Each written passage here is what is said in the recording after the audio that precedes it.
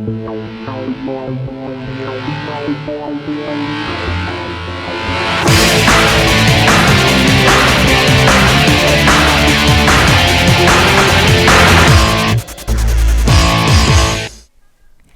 and welcome to BrookesTV News. I'm Isabel Baker. And I'm Liliana Torisakis. Coming up on this week's episode,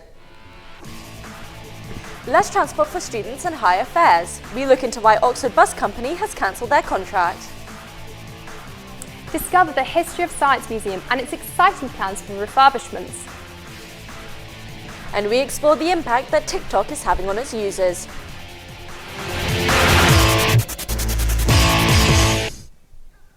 For years, one of the human body's vital defenders, the lymph nodes, has kept many of its inner workings as a mystery, shielding secrets that scientists have struggled to fully understand. But now, researchers believe they're on the cusp of a breakthrough. They're developing a new network that could finally help unlock how these tiny but powerful organs really function. Crystal Piggott has the story.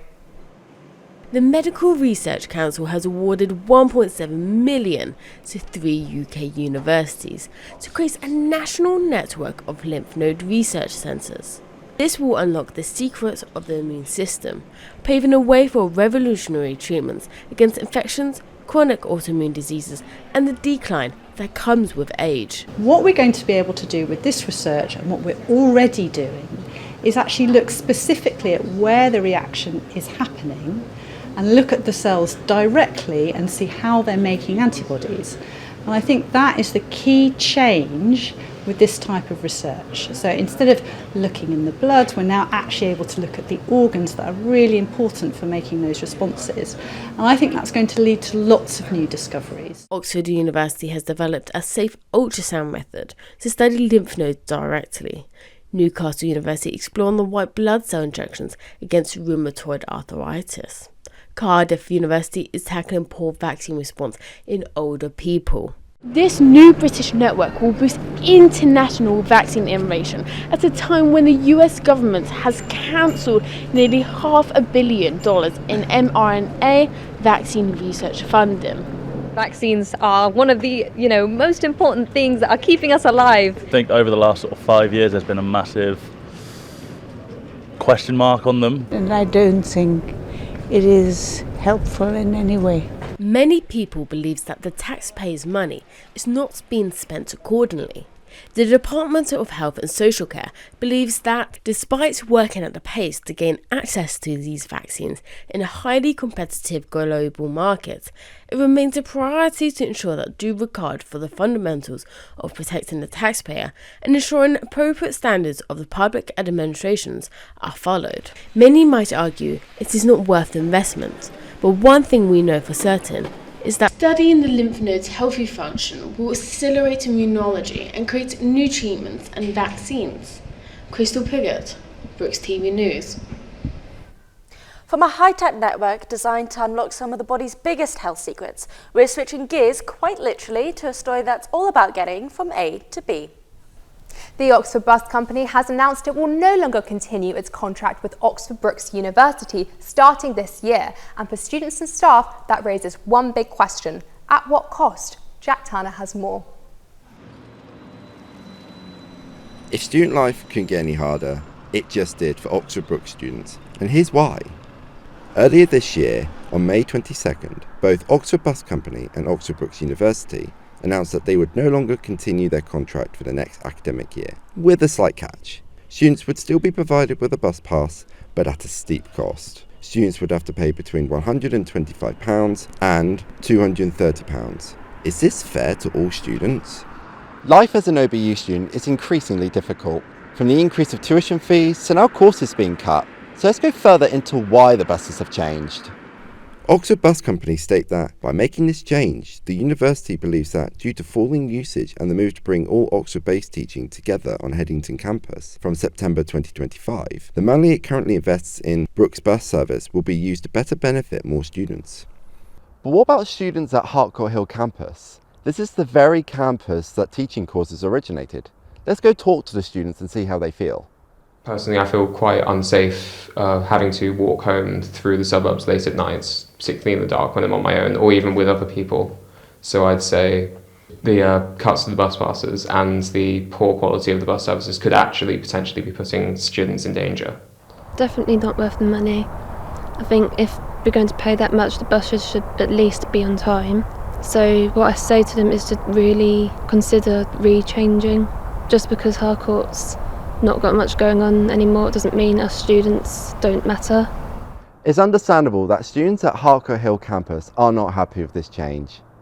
But that's not the end of the story. With Harcourt Hill students showing dissatisfaction with the change, over the summer, there was even more students outside of the campus who signed a petition to get this revoked. What I would say to that is I'm absolutely delighted and thrilled, that the students are engaging with the process and are proactive about it. But in the end, you can't get away from the fact that it costs money and somebody has got to pay for it. It leaves us all wondering, will the bus company and university heed the outcry, or will they leave students in the back seat?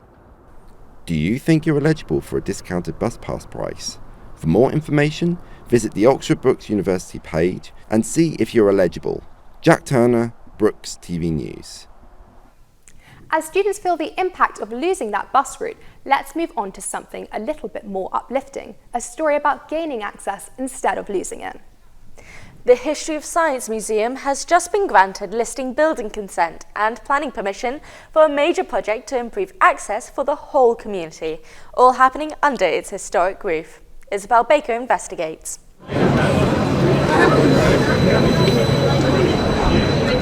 Today we are going to be going inside the History of Science Museum, where we are going to be hearing about the latest refurbishment to the historical building, improving access for the general public. We are also going to be looking around some of the instruments and artefacts from ancient times. Stepping inside the old museum, we are going to be showing you around ancient artefacts inside the building's dark hidden corners. But first, let's hear about the museum's new exciting renovation plans.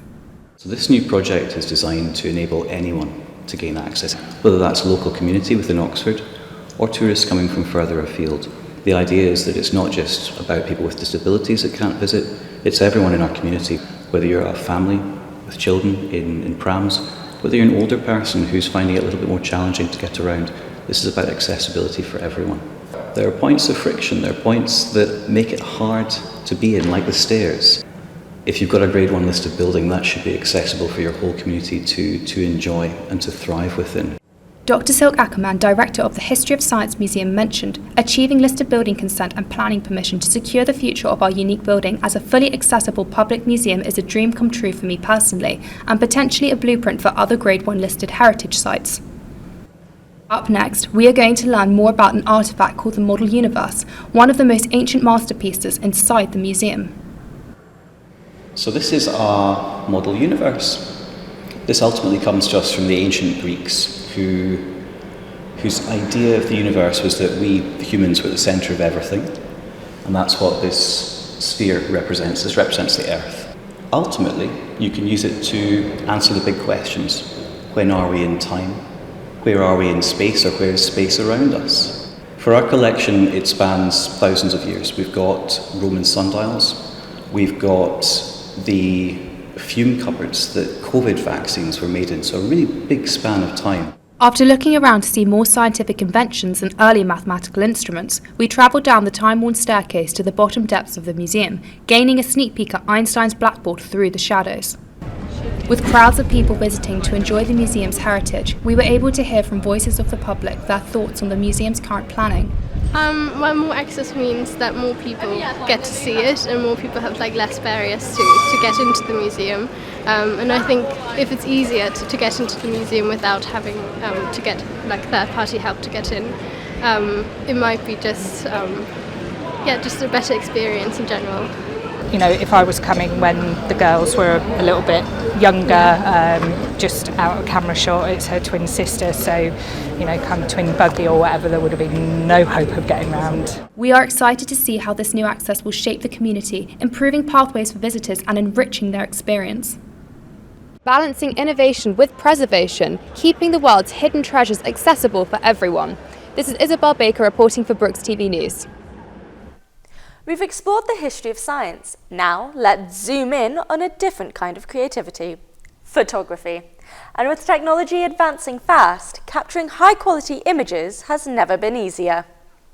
JJ Creed takes a closer look at how today's advancements are transforming photography and whether cameras or phones ultimately come out on top.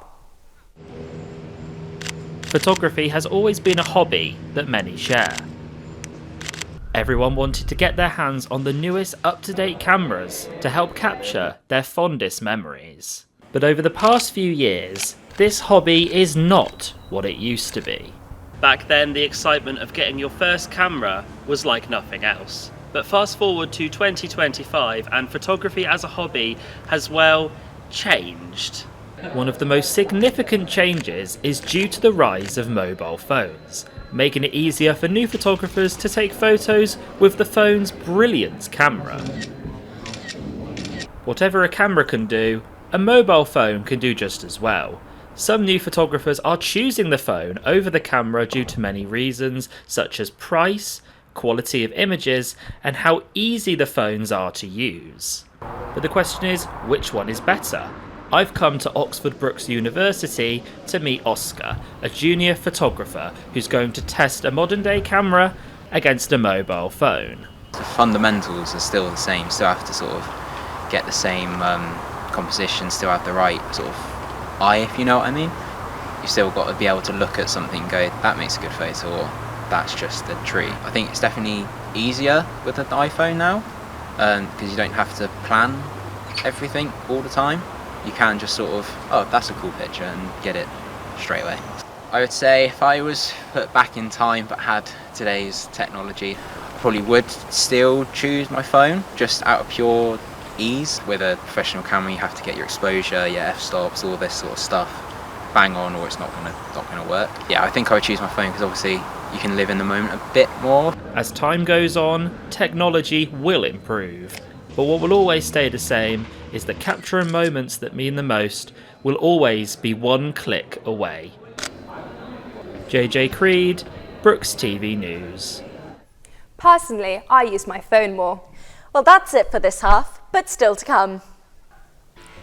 Online dating is becoming the new normal, but why is it so appealing? And we uncover the rise of TikTok and its effects on users with an inside scoop from an influencer.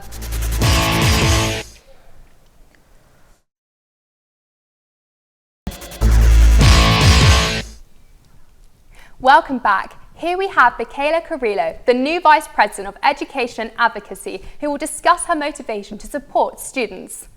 Welcome, Michaela. Hello, thank you for inviting me here.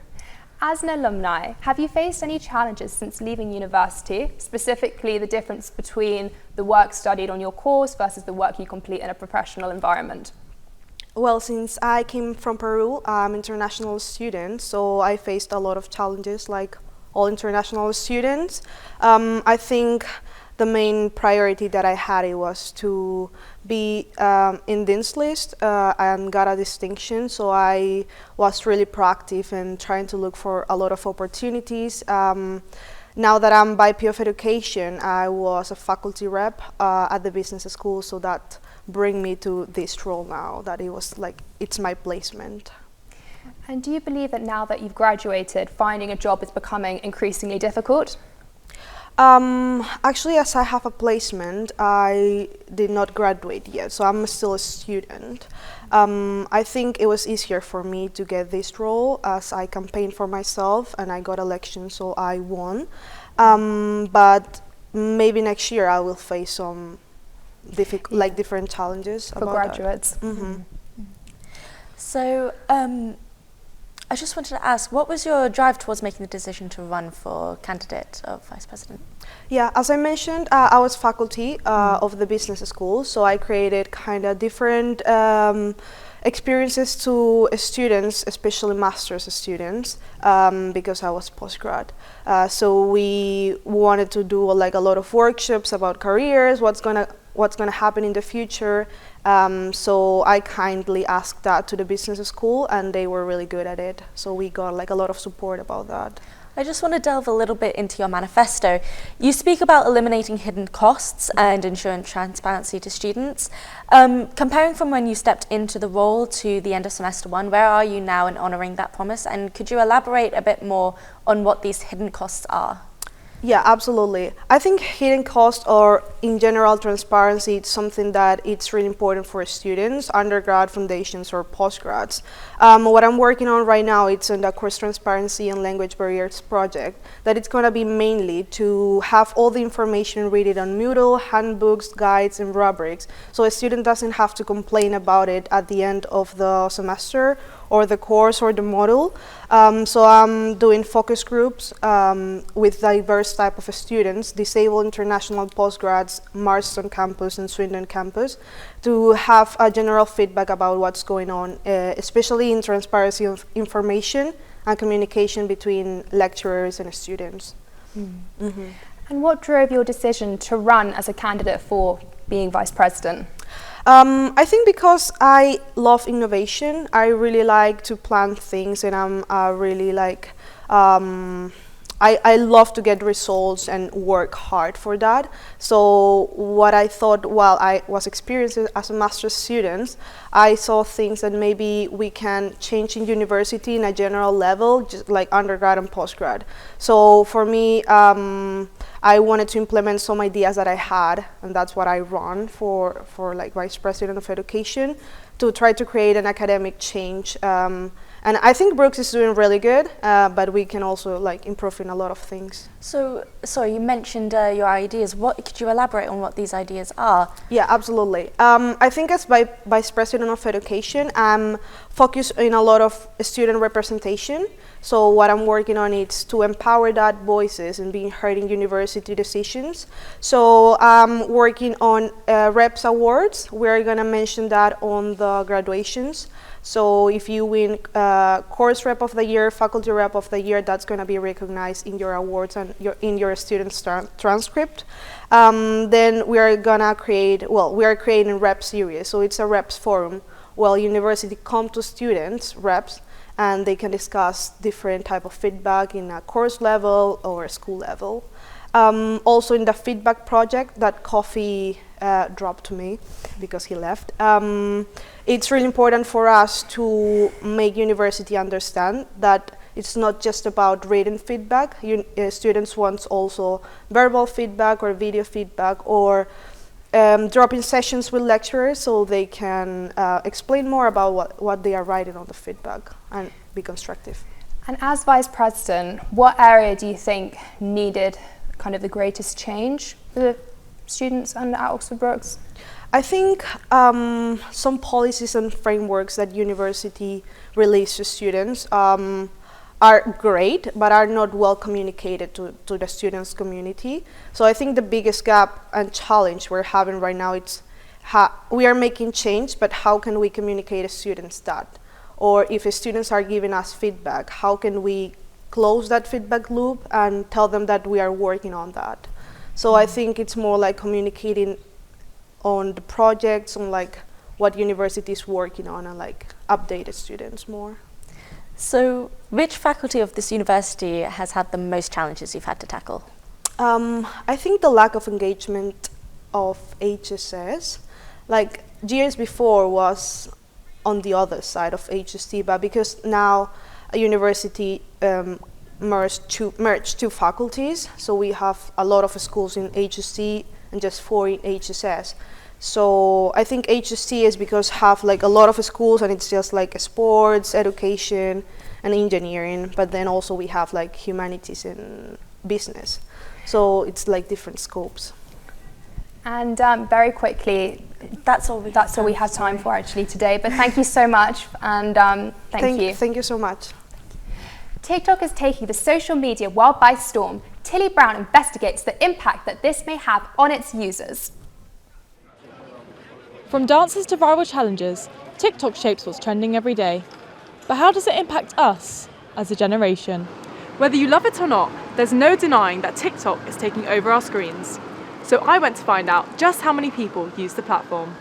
I do have TikTok, and I mainly just use it to post my own videos. I don't have TikTok because I spend a lot of my time on social media, and I didn't want an extra one to like take all my time. No, I don't have TikTok. Where I come from, it's banned in my country. I do have TikTok, but I kind of just downloaded it for the trend, I guess. I do have TikTok. I have it because I've got teenage children, and I also have it because I like it.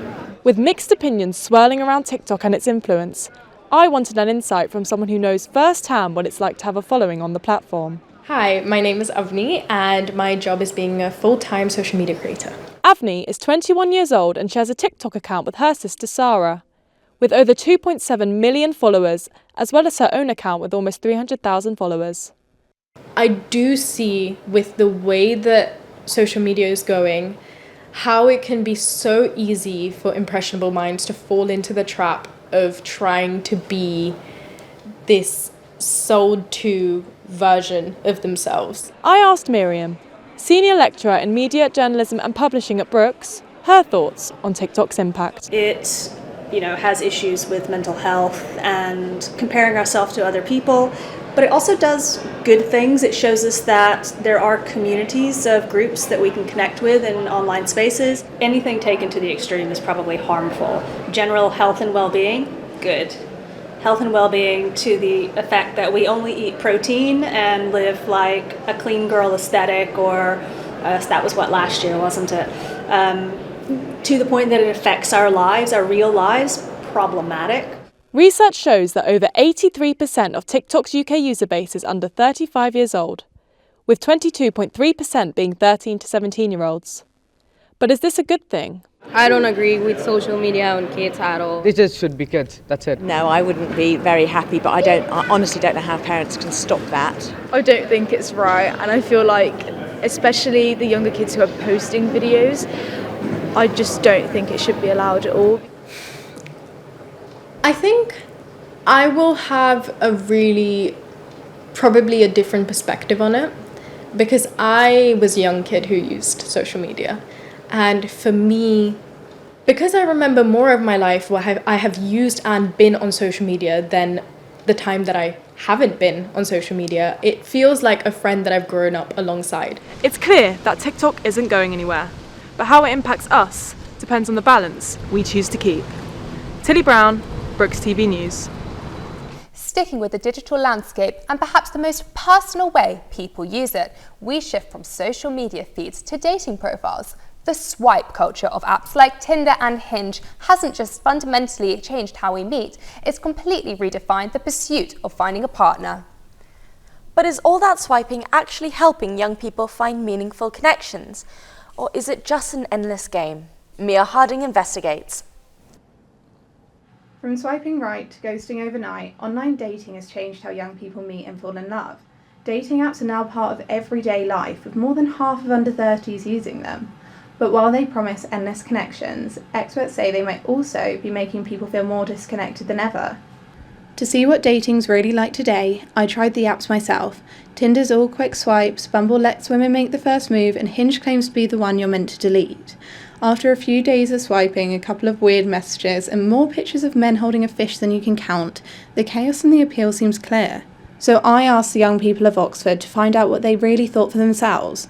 I think people rely on dating apps a lot more now than they used to meet someone rather than meeting in person. I think because on dating apps people have become a lot more superficial because they're looking at what a person looks like rather than what they're actually like and their interest is from their appearance. If you look at previous generations, like parents, like grandparents, and you look at their love story, it's quite different to how people date, in modern times. Dating apps made people more judgmental on what people look like, and they just judge people more on their looks rather than personality. I used dating apps more for hooking up than finding love, which is kind of bad. I've ghosted a few people, and I've been ghosted a few times as well, yeah. I felt it's too difficult to tell them the truth, so I just kind of disappeared. I think people disappear because they lack emotional availability. People lie a lot on dating apps just to kind of get whatever they want from dating apps. And I think a lot of people like to catfish, or they just get a lot of joy in misleading people. Well, I've lied on my profile, said I was 6'4". Yeah, then there's also big lies as well, people's intentions, they say they want this and that, and then they go and just shag someone else. The internet and dating apps have reshaped how we connect, with likes and matches shaping our self-worth and real conversation harder to come by. Over half of people are looking for love and the rest are looking for something casual. For under 30s, that can lead to ghosting and low self-esteem. Mia Harding, BrookesTV News. We're heading to a place where nothing is quite what it seems. We're talking about the Oxford Illusion Museum, which actively promises to confuse your eyes, defy logic, and challenge your very perception of reality. It sounds like quite the experience to find out if the impossible rooms and dizzying exhibits truly live up to the hype. We sent Federico Squizzardo, who may or may not have come back slightly more confused than when he went in. They say seeing is believing, but here at Oxford's Illusion Museum, I'm starting to have my doubts. Opened in June 2025, the museum features tons of illusions, accessible to all ages, and offers discounts for students and social groups. We got invited to the museum, where I got the chance to speak with the museum's manager, one of the minds behind the magic. I think for us, we are very new in Oxford, so it's something different from what all the other established experiences in Oxford. And we're also, as a museum, we're a lot more interactive. We're not like a stuffy art museum where you are told strictly you can't touch this, you can't touch that. You can come in, you're interacting, you're part of it. You gain the learning experience with it, but you're actually having fun at the same time, basically. A lot of the illusions here, to start with, are quite, not necessarily the obvious ones, but the classic ones, and we tried making them a lot more Oxford themed. So we had local artists to come in and do some set dressing for us. So things like the Ames room to make people look different sizes, tried to make like the very classic willow pattern plates as the decoration in there, or we've got like a Tolkienian studio for the upside down room, a bit of Alice in Wonderland for the different things like the rabbit hole effect we've got. And if you start feeling thirsty, this wall transforms into a cafe, serving hot drinks and freshly brewed coffee. Well, I came looking for illusions, and I'm leaving questioning everything, including my eyesight. Federico Squizzardo at BrookesTV News. Wow, that seems quite the trick. Definitely mess with my head. Mine too. That's it for this episode, so thank you from us and the rest of the crew for watching. We'll be back again next week, but remember, you can watch all of our previous episodes on the Oxford Brookes YouTube channel. Yes, and please don't hesitate to get in touch with us by emailing BrookesTV at brookes.ac.uk, as we'd love to hear from you if you've got a news story you think we should be covering. See you next time. Goodbye.